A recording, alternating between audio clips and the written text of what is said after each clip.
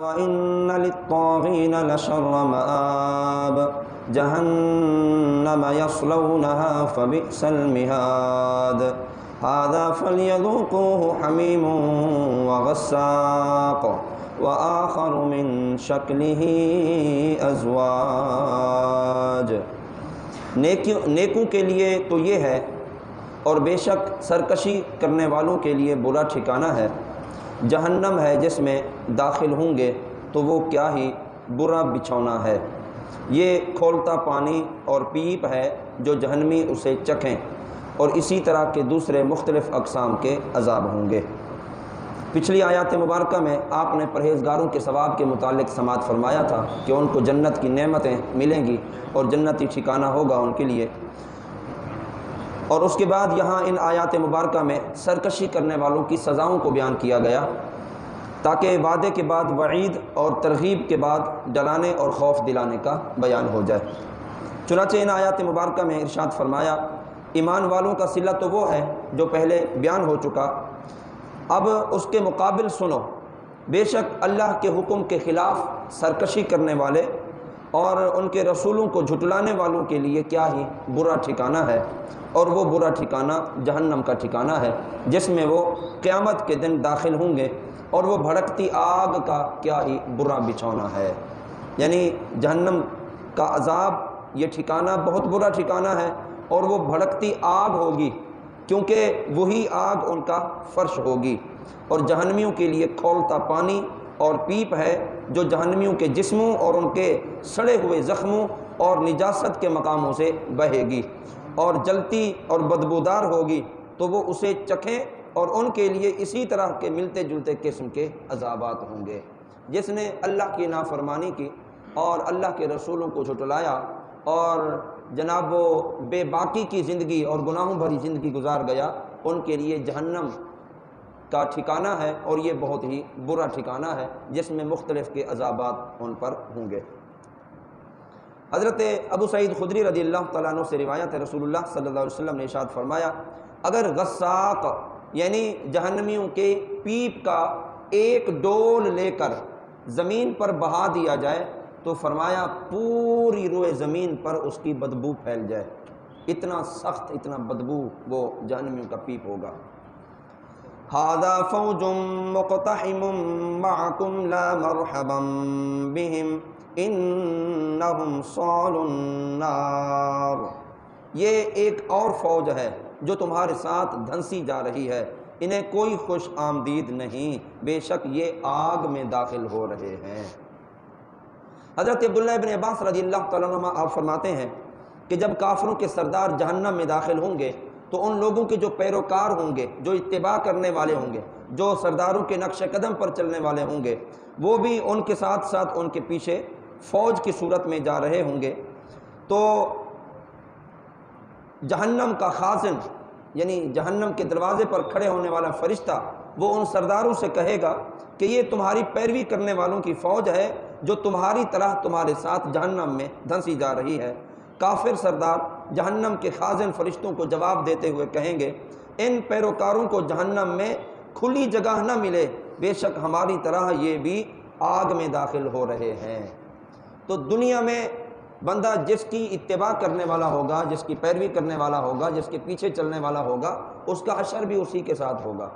اگر دنیا میں ہم اچھوں کے ساتھ رہے تو بروز محشر ہمارا حشر بھی اچھوں کے ساتھ ہوگا، اور اگر دنیا میں ہم بروں کے ساتھ رہے تو پھر ہمارا حشر بھی بروں کے ساتھ ہوگا۔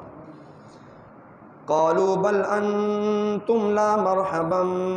بكم انتم قدمتموه لنا فبئس القرار۔ یعنی پیروکار اپنے سرداروں سے کہیں گے بلکہ تمہیں کھلی جگہ نہ ملے، تم ہی یہ عذاب ہمارے آگے لائے ہو، کیونکہ تم نے پہلے کفر اختیار کیا، پھر تم نے ہمیں اس راستے پر چلا دیا۔ تو جس طرح جہنم تمہارا ٹھکانہ بنا، ہمارا بھی ٹھکانہ بنا۔ اس سے معلوم ہوا کہ اہل جنت آپس میں اتفاق اور محبت سے رہیں گے، اور اہل جہنم آپس میں نا اتفاقی سے رہیں گے، کیونکہ وہاں ایک دوسرے کو کوس رہے ہوں گے کہ تمہاری وجہ سے ہمارا بھی برا ہوا، تم ہمیں غلط راستے پر نہ لگاتے تو آج ہم اس جہنم کی عذاب میں مبتلا نہ ہوتے۔ اور پیروی کرنے والے کفار اپنے سرداروں کے متعلق بارگاہ الہی میں عرض کریں گے، اے ہمارے رب، جو یہ عذاب ہمارے آگے لائے ہیں اسے آگ میں سے ہم سے دگنا عذاب ان کو دے، کیونکہ ہمیں بھی انہوں نے گمراہ کیا اور یہ خود بھی گمراہ تھے۔ تو اس وقت کی ذلت سے انسان اپنے آپ کو بچا لے کہ جب جہنم میں داخل ہو جائیں گے تو پھر جہنم سے باہر نہیں نکلا جائے گا، اور اس وقت اپنے آقاؤں کو، اس وقت اپنے سرداروں کو، اس وقت اپنے لیڈروں کو کوسنے کی بجائے آج موقع ہے اپنے آپ کو محفوظ کر لینے کا، آج موقع ہے اپنے آپ کو راہ راست پر لے آنے کا۔ دنیا میں اگر ہم نے اچھے عمل، اچھے کام کیے، دنیا میں ہم صراط مستقیم پر چلتے رہے تو پھر دنیا بھی بھلی اور اس کے ساتھ ساتھ آخرت بھی اچھی ہو جائے گی۔ وَقَالُوا مَا لَنَا لَا نَرَىٰ رِجَالًا كُنَّا نَعُدُّهُم مِّنَ الْأَشْرَارِ اتَّخَذْنَاهُمْ سِخْرِيًّا أَمْ زَاغَتْ عَنْهُمُ الْأَبْصَارُ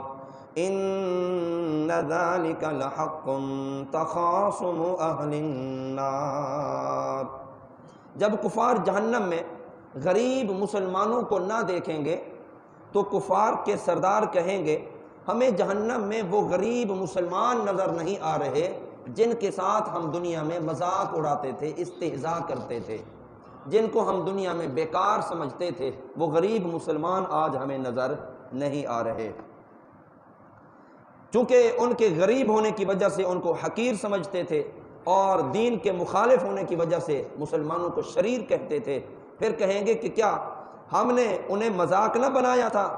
بلکہ حقیقت میں تو وہ ایسے نہیں تھے اور وہ دوزخ میں آئے ہی نہیں، اور ہمارا ان کے ساتھ احضاء کرنا اور مذاق اڑانا یہ بالکل باطل رہا، کسی کام کا ہمارا مذاق اڑانا نہ رہا۔ تو